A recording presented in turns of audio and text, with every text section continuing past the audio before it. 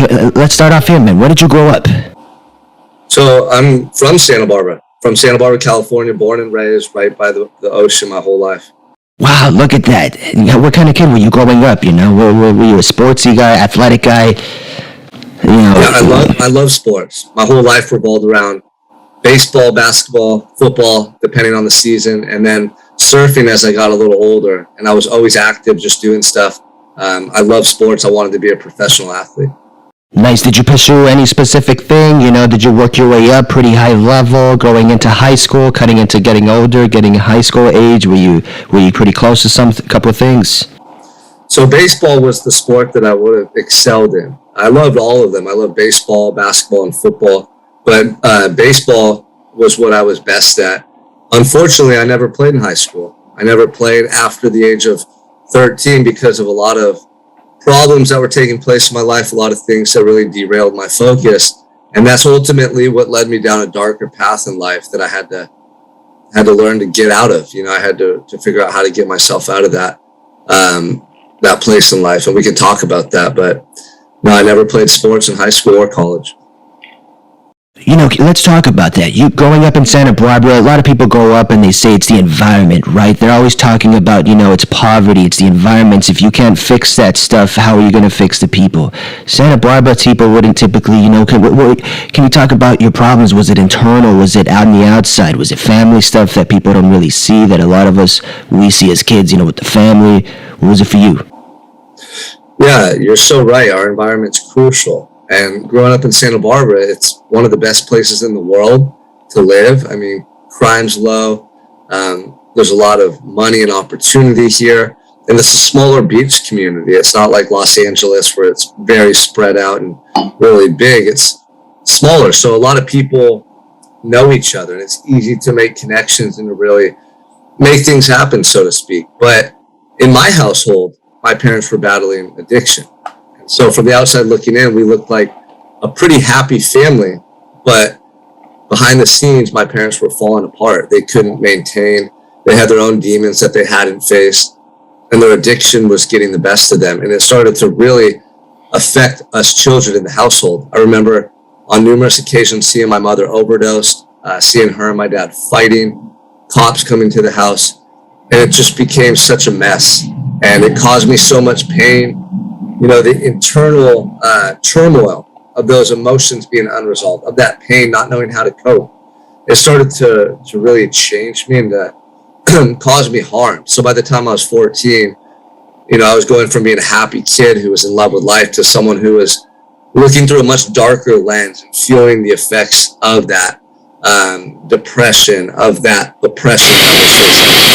That's around the age where you start to sort of question things, right? I think up until that point, you sort of see stuff, but you don't know what to make of it. And that's around the age where you start to kind of go, what's going on? What's really happening? And it can get a little twisted and a little tangled if you don't have those coping mechanisms. Yeah, absolutely. I mean, at 14, my first month in high school, I was a young man, still very naive, trying to figure out myself and try to really understand life, as you just said. And I'll never forget, the things that changed my life happened that first month. And it wasn't at school, it was at home. My dad was arrested in front of us in a really dramatic fashion at gunpoint by the police. And he ended up being sent to state prison.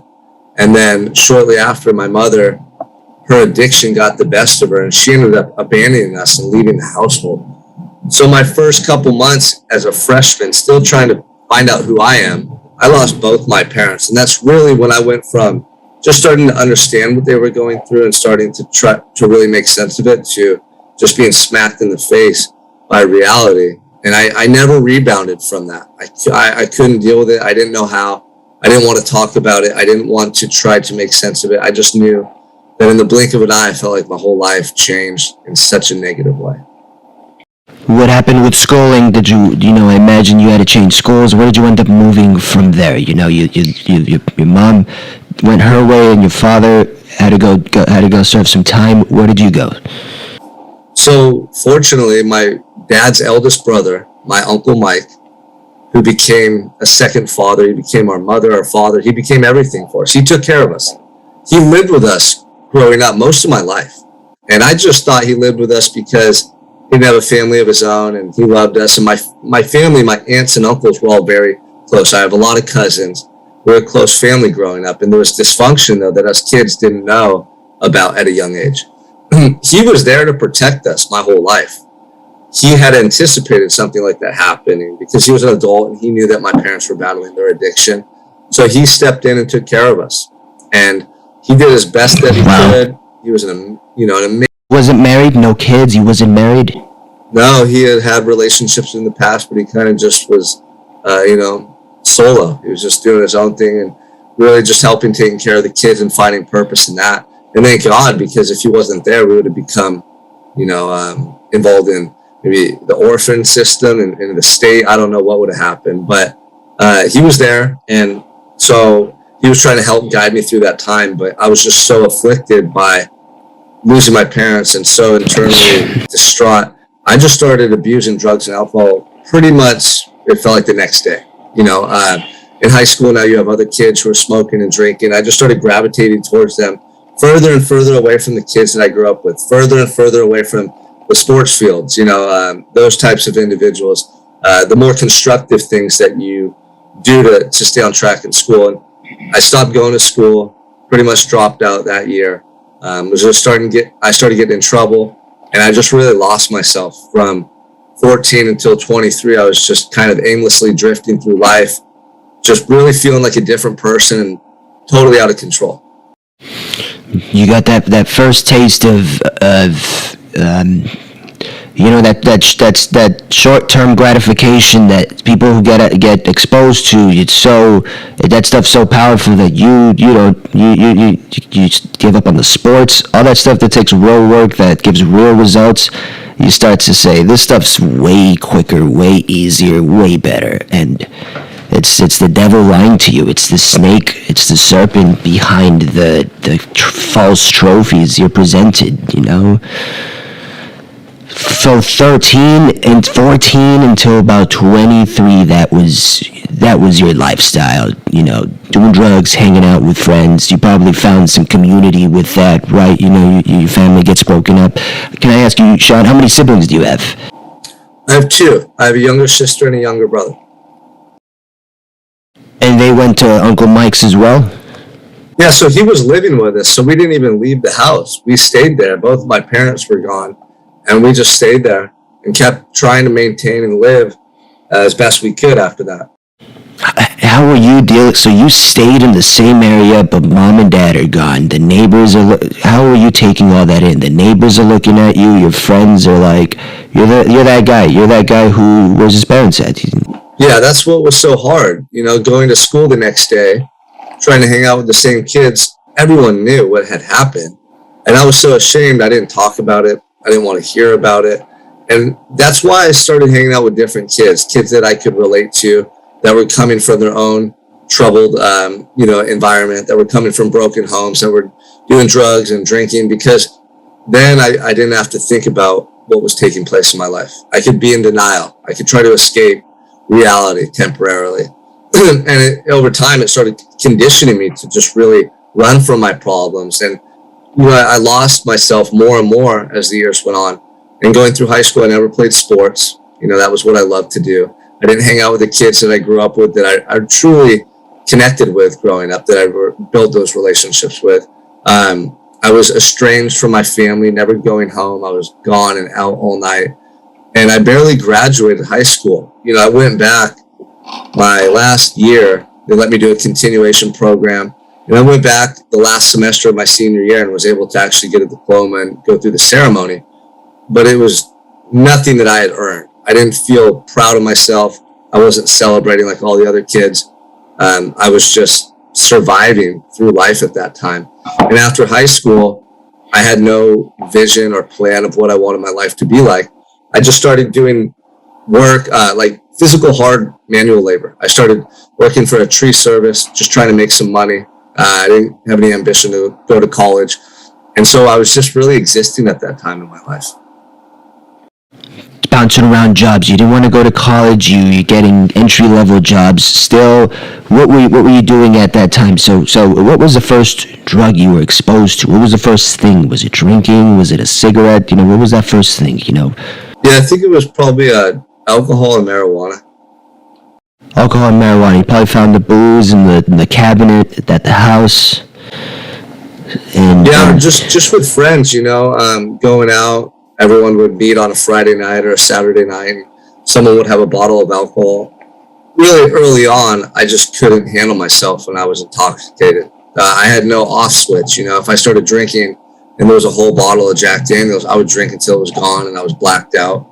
And more times than I can count, I was passed out in a field or carried home by my friends or getting sick or acting like a fool at a party and getting in fights. I was just a mess. When I would drink, all the emotion that I was trying so hard to suppress and hide away would come pouring out. And I would either get sad and just make a fool of myself, or I'd get angry and get into a fight or start a confrontation for no reason. And I was just a broken individual. And so as I got older, I was smoking and drinking every day. Then I'm trying pills, pills come into the picture. And then I remember the time I tried cocaine at 15 and I just loved it. I was like, wow, this is incredible. And it seemed like everyone in my circle was starting to do harder drugs. We were trying cocaine, meth, really at that time, just anything we can get our hands on, from. You start that early. It's only destined to get to nuclear bombs at some point. Yeah, it's horrible. Starting at 14, by the time I was 15, there wasn't a day that went by that I wasn't intoxicated, and that became who I was. That's what I identified with, was drugs and alcohol and that scene and that lifestyle. And part of me really enjoyed it. I liked it. We did a lot of wild, crazy things, and it was exciting. And I'm lucky to be here talking to you and not dead, laying in a grave somewhere. Full-blown alcoholic at 14 years old. Yeah. And, those genetics ran in my family. You hear people say, oh, it's, they pass it down through the genetics. I don't really believe that as much anymore. I think it's more, it's a deeper rooted problem that we try to correct with certain coping mechanisms like drinking or smoking. Some people become addicted to shopping. Some people become addicted to pornography. There's all these different ways that we try to heal ourselves, but it never works. So knowing that now, this is the work I do with the men I coach and work with. But back then I had no idea. I thought that I was just alcoholic like my dad and my family, and this is the way things were. I didn't know I could change. So that's who I was at that time, and that's what I did. So let's cut to 23 years old. That seems to have been where you were at. Let's cut to 23 now. You're doing pills. You're still not quite. How bad did it get? Let's talk about how bad it got. And then, here we are today speaking with you. You got a book out. How did it get to the worst point? It just never stopped. That train just kept going. It was destined to crash. Yeah. So, by the time I was 23, I had moved out of Santa Barbara for a little bit to try to escape the scene and my friends in that circle I was in. And it worked for a little bit. I kind of slowed down. I wasn't completely sober, but I had a girlfriend at the time. And I was trying to live a better life. But I hadn't dealt with the pain. I hadn't dealt with the stuff that affected me for all those years from my parents and from my upbringing. And so it was just a matter of time before, I found myself in another wreck. And when my girlfriend and I broke up, I used that as an excuse to go full bore back into my old ways. And I was abusing drugs and alcohol more than ever. Almost like I had a death wish, the amount of pills and alcohol I was putting in my body on a daily basis at that time. And so then I started coming back to Santa Barbara. I was partying, I was chasing girls, I was back in the lifestyle. I was 23 and I just felt invincible. And I was so broken inside though. I didn't want anyone to see it. I'd put on a front, but deep down inside, I was just a mess. And then I ended up at a party one night, a party with a friend where we knew not one person when we showed up. And after about an hour or so, a couple individuals showed up that we knew through mutual acquaintances, and we were all talking and drinking. And then there was a fight between two groups of guys that I had no part even being involved in. I didn't know any of the guys. I didn't know what the dispute was about. I was just there watching. I was, right there when it all took place. Nothing to do with it. No, as the fight broke out, I got sucked into it. I got tackled from the side, and I thought that I was being jumped by one of the groups of guys that for some reason thought I was on the other side, or that I was somebody. Yeah, you're on drugs. Everybody's messed up. I'm wrestling around with them, and I'm expecting to start getting kicked and punched, but nothing happened. I just had somebody on top of me that I couldn't get off. Finally, I rolled him over, and I threw a couple punches towards him because I thought that he was attacking me. And when I stood up, he didn't get up. And I thought that was so weird because I didn't even hit him. My punches kind of just grazed the side of his head, in this melee. It's like a wrestling match and a free-for-all. And so as soon as I stand up, I hear the friend that I went to the party with. His name's Eddie. He's yelling, "Sean, let's go. Let's get out of here. Come on." And girls are screaming. People are coming out of the party and seeing what's going on. And as I walk over to him, I get under the street lamp, and I'm just covered in blood from head to toe. Blood's dripping off of me. I'm thinking, what the hell? And he looks at me, and his eyes get all big. He's like, "Sean, what the hell, man? You're covered in blood." And he starts running up the street. He's like, "Let's get out of here. Come on." So I start following him, and I'm limping up the street because when I got tackled, I hurt my back and my leg. And you hear sirens come. The cops are coming, and I'm limping up the street. And he waves me into an open door. There's a laundromat. There's some apartment complex there, and up the street. And I go in, and he throws me a new shirt that he found from the dryer. He's like, "Take that shirt off. You can't walk around like that. You're covered in blood." So I put the shirt on. And as I'm doing that, we're in the laundry room. You just see cops racing by on the street. And we ended up walking out of the laundry room. And earlier he had called a cab because he knew we were getting ready to leave the party anyway. And we got in the cab and we left. And we got to his house, and I was so intoxicated, I just passed out. I just passed out. And I'll never forget that feeling in the morning when I woke up, like a nightmare, where you wake up and you're so relieved to be awake and that it was a dream. Well, mine was the opposite. I woke up and I said, "Oh my gosh, what happened last night?" And I Googled Fight at the Mesa. That's where in Santa Barbara, there's an area known as the Mesa. That's where we're at. And it said 2 men were stabbed in a party on the Mesa, and one of them's in critical condition. And right then and there, I knew something bad had happened. I knew they were going to come question me, and I knew that it was a serious matter. Wow, man. Wow. So who stabbed the guys? What happened? Can we come forward, man? So you were not involved in this, and things happen.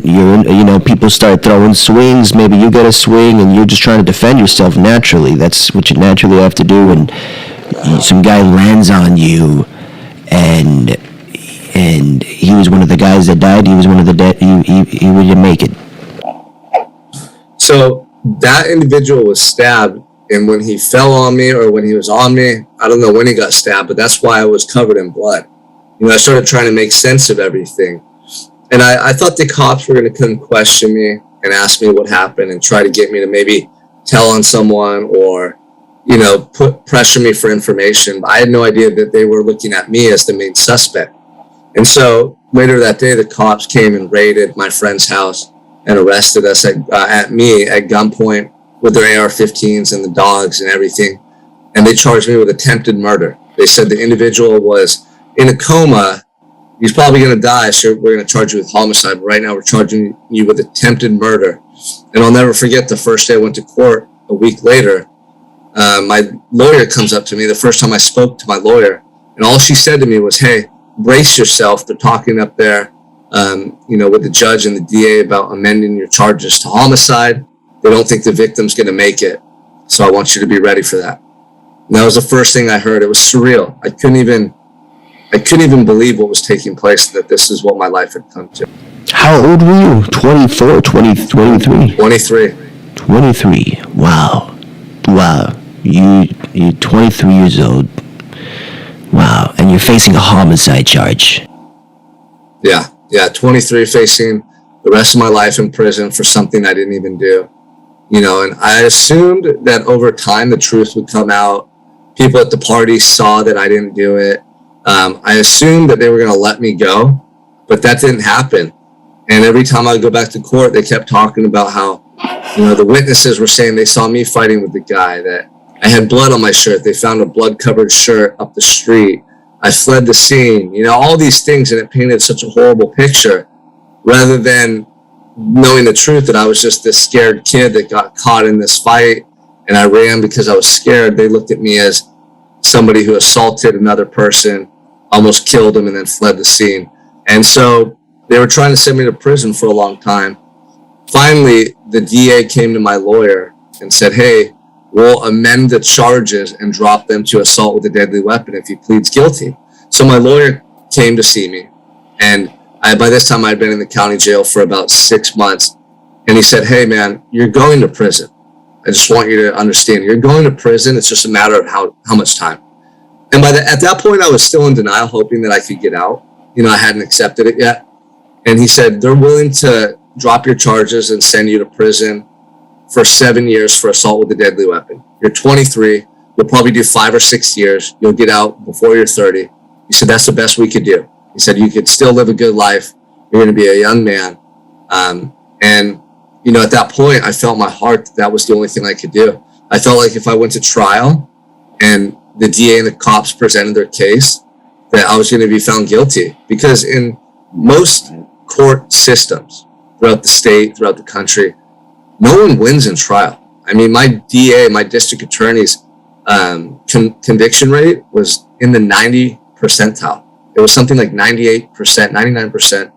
And just the fact that I had so much potential time that I would do if I was found guilty, I made the choice to plead guilty to a crime I didn't commit and go to prison. And that's what I did.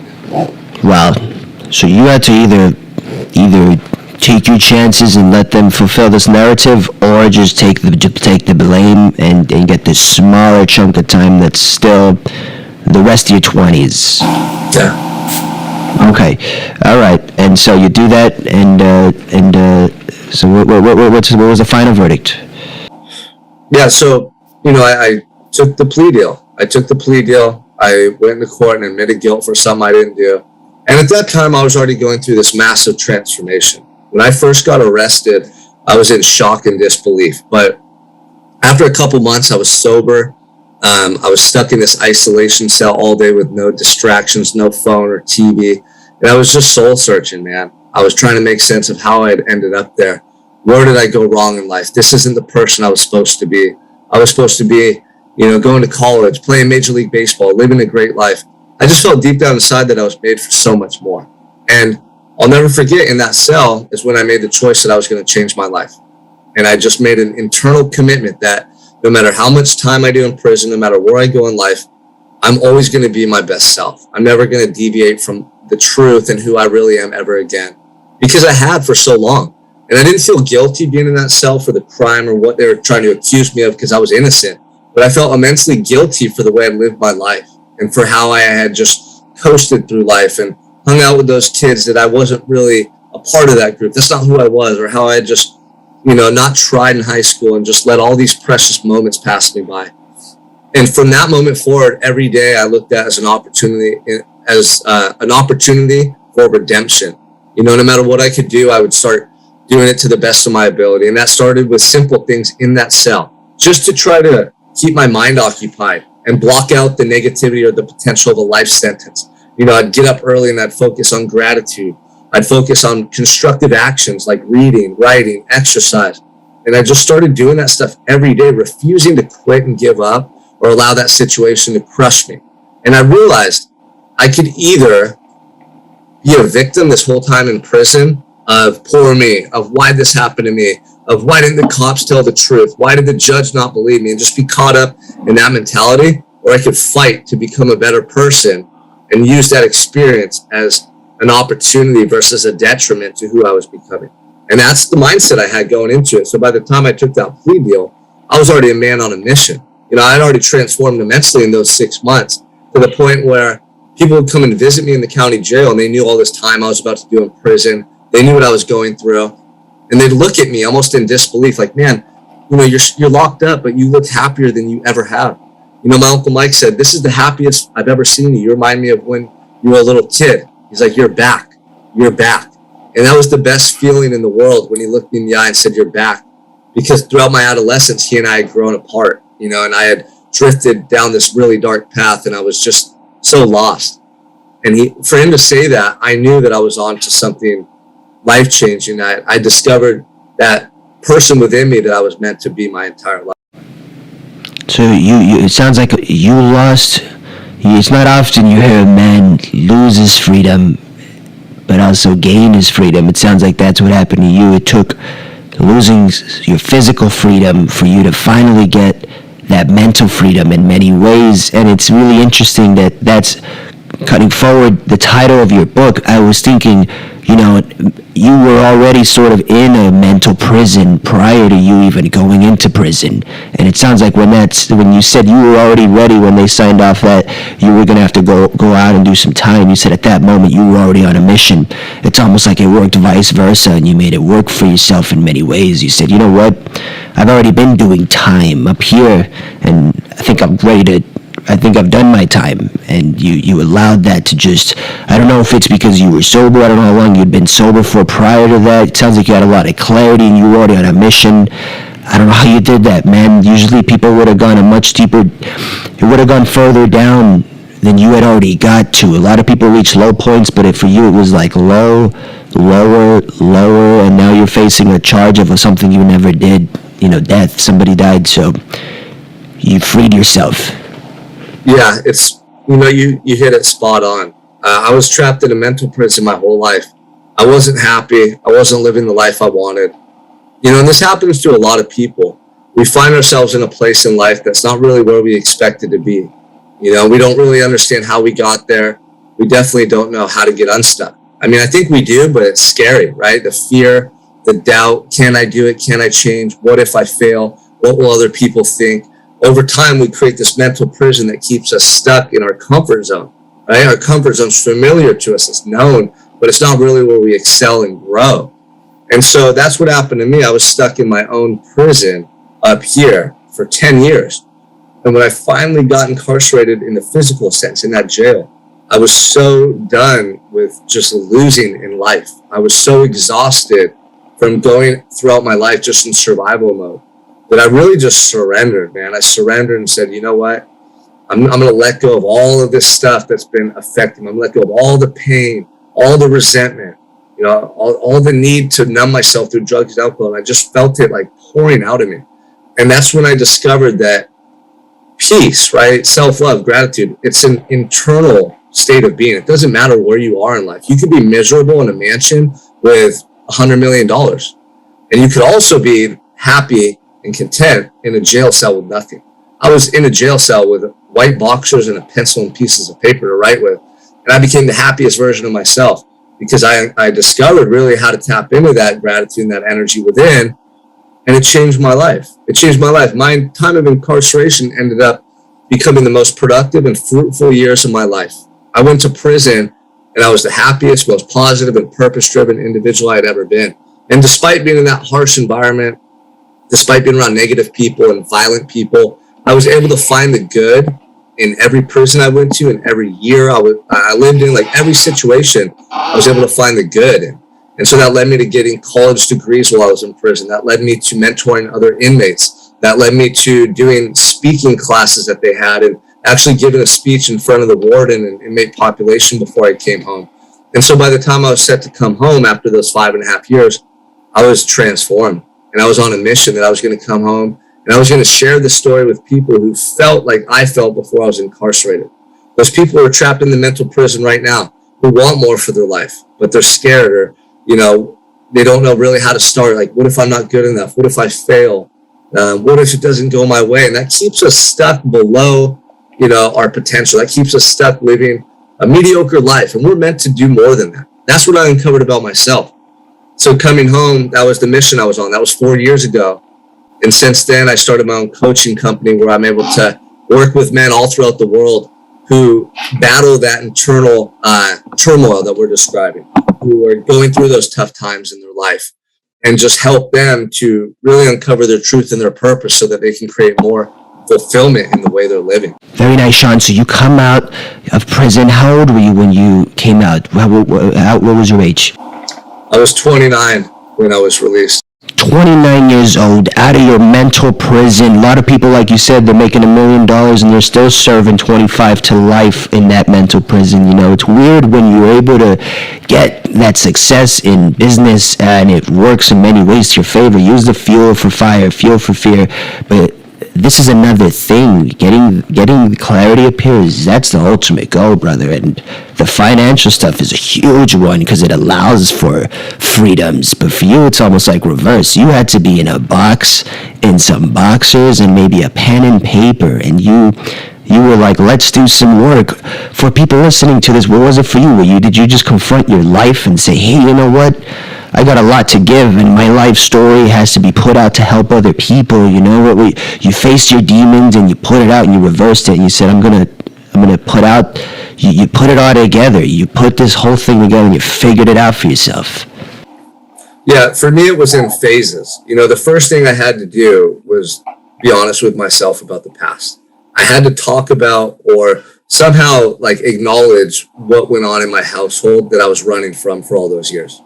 You know, growing up, I was taught that you don't talk about your problems, you don't show weakness, you don't show emotion, but that just causes us harm internally over and over and over. So what I had to do is I had to admit that my parents abandoned us, that, you know, my household was plagued by drug and alcohol addiction. I had to admit that it really hurt me and made me sad and embarrassed and ashamed of who I was. And so the way I did this was I didn't have a therapist or a counselor. I started writing. I started being honest in my writing. I found it to be so cathartic and purging of these emotions. And I actually sent my parents letters of forgiveness, telling them, hey, you know, I forgive you for everything that happened growing up. I no longer hold resentment or anger towards you. Both of you speak to both your parents still? No, they both passed away. But you were able to make that communication at some point with them about this. Yeah, I was able to make that amends with them. And, you know, early on, I thought that was for me, so that I thought that was for them, so that they didn't feel guilty about me being in prison and that they could, you know, hold it together and not just go full blown to their addiction even more, feeling like failures as parents. But in reality, it was for me. It was so that I could let go of that emotional attachment that I was holding on to all those years. And after I went through that writing, I started feeling a lot better. I started feeling this peace and this inner self-love that I had lost many years prior start to come alive inside of me. So that was the first step. The second step was acknowledging the truth and the vision of who I wanted to become. You know, I think a lot of times we have this vision of the life we want or the person we aspire to be, but we don't think about it long enough for it to really materialize. You know, it comes here and there, maybe late at night or on a drive home one day from work or in the shower, ideas. But never acting on it, right? We don't focus on them long enough for them to become reality or even to get the opportunity to act upon them. So for me, being locked up with no distractions, no TV, no job, no kids, I had all day just to reflect on this truth, and it just started growing within me. You know, and I started seeing that clear vision of the man I wanted to be and the life I truly wanted to live. And over time, it was just becoming more and more vivid to me. So that was the second step. It's like admitting what you want. Not what you think is possible, not what maybe might happen. No, what do you want? Like if you could write it down on paper and it would come to life, what would you write about the life you want in 5 or 10 years? And so then from there, now I had this roadmap that I could follow every day. You know, I knew I wanted to be clean and sober. I knew I wanted to get out and have an impact on the community. I knew I wanted a family. I knew I wanted to be my best self and just improve myself every day. So early on, the vision was vague, but I started putting these little pieces together. And so then going into prison and coming out of prison, all these things I've been doing, I've had that clarity. I've had that focus. So then, you know, over 2,000 days in prison, this is the third phase. I established routines and habits and discipline that has been so solid and consistent in my life. It allows me to really focus on anything I want to get those, to achieve those things, right? Because if you have discipline and you can focus on something long enough and you have the routines that bring out the best version of you, there's not a whole lot you can't do. Like you just focus on what you want and you work towards it and you start to see how those days, those hours add up over time. So I came out and I was a completely, you know, I completely revolutionized myself in my time of incarceration. I came out, I was no longer holding on to the baggage from the past. I was focused, I had that clarity. Now I had the action, right? The daily habits and routines that built up confidence in myself, that built up a sense of competence. Like, okay, if I can do 1,000 push-ups every day in prison, read hundreds of books, get college educated, do all these things. Now what can I do when I come home with that same mentality and focus every day? And that was the foundation I needed. So when I came home, I wasn't scared. I didn't doubt myself. I knew that I was capable. Now it's just a matter of, what do I want to do? What do I want to achieve in my life? What direction do I want to take this? And that's where I started when I got out. Yeah, you can't change the world if you can't change yourself, and it sounds like you decided to challenge yourself, working out, knowledge. You were equipping yourself with these tools, and I heard it the other day. You can be the best anything you want to be if you challenge yourself. Like you said, you implemented, what was it, Sean? Routine, discipline. What were these things you did? What was it that you were missing that a lot of people seem to be missing? It was discipline, routine. Discipline, focus, and consistency. So the way that I do this still to this day is by having a morning routine. If you don't have a morning routine that sets the tone for your day, you're already at a disadvantage. Most people get up, look at their phone, roll out of bed, probably get ready and leave. But when you do that, you're just kind of doing the same thing over and over. How are you going to really grow or move towards something when you start off the day just focusing on those basic things or looking at a phone and getting this reactionary state? So for me, I get up an hour before I have to do anything. And I was doing this in prison initially just to find some peace and solitude, because prison is loud. You don't have privacy. It's just really not a good place to be. You don't want to have to play catch up there. Yeah. So I started just doing it in the morning to have that time to myself and reflect on my life. And I still do it to this day. I get up, I sip some coffee. I don't look at any electronics or do anything that requires me to react. I just pay attention to my thoughts and how I'm feeling. And then I go into some type of meditation where I'm visualizing my day. I'm visualizing the man I want to be. I'm just feeling the emotion behind that visualization. I'm pouring myself into that. And then I'll do some journaling. I'll write how I'm feeling. I'll write some things I want to accomplish that day where I can focus my energy on. And then I go work out. So I go from introspection to expression and then to movement, to action. And doing that every day, I just build this momentum in my life where I feel like I'm in complete control and I'm completely focused on where I want to go. Oftentimes the things I'm visualizing about or thinking about, they start to materialize in my life rapidly because I'm so focused on them. Every day, thinking about, let's say, getting on stage and speaking in front of a crowd. Every day you visualize that. Every day I want that, right? That's a passion of mine.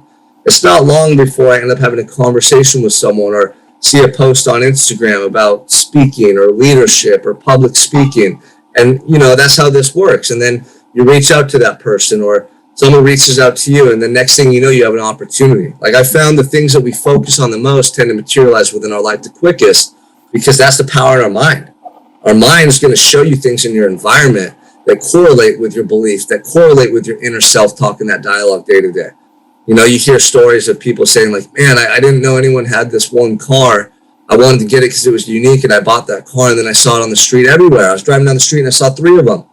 Those cars were always there, but your brain wasn't showing you that information because it wasn't relevant, right? It's a part of your brain called the reticulating activating center. And it's your filter in which you see the world. So I started doing these things not knowing the science or the neuroscience behind it. I just started doing these things because I wanted to improve my life. But come to find out, there's a method to everything, and there's a reason why it works. So if there's someone that's achieving less, what I'd say is get up early, focus on what you want, make a plan as to how you're going to move towards it bit by bit, and just know that it's not going to happen overnight. You need small, consistent actions over time that are going to build up your confidence, that are going to build momentum in your life and inch you towards that goal. And when you do that, you'd be amazed at what you can accomplish in a really short period of time. Very inspirational, Sean. How can people find you? How can people benefit from your programs? How do they get linked up with you? Yeah, so on social media, it's Sean Michael Crane. You can also visit me on SeanMichaelCrane.org or prisonofyourown.com if you want a copy of my book that was released in January about my time of incarceration. I dive in a little deeper to the metamorphosis I went through and some of the things that helped me to change my life. Sean, I really appreciate you for jumping onto this and sharing your story, allowing people to see that somebody who's reached such great lows from being a full-blown alcoholic at 14 years old, losing his mom, losing his dad, ending up in prison, ending up in the wrong crowd, to be a successful entrepreneur who's an author now. You wrote a book. You're putting out value at the world. You're inspiring other people. It truly is inspiring, and I really appreciate it, man. I appreciate you for jumping on having here. me, brother. Yeah, I really appreciate being here. Sean, if I can get you on again in the future when your schedule is available, I know you're out here. You're doing a lot of these talks, and everything that you're saying is true, because I found you because you make moves. Your level of consistency. I found you on the internet. I reached out, and you were grateful enough to reach back to me, and I really appreciate that. So let's see if we can get you on again in the future and catch up with you. Absolutely, brother. I'm always here to have a conversation and bring forth this positive message. Absolutely. Thank you very much, Sean. Okay.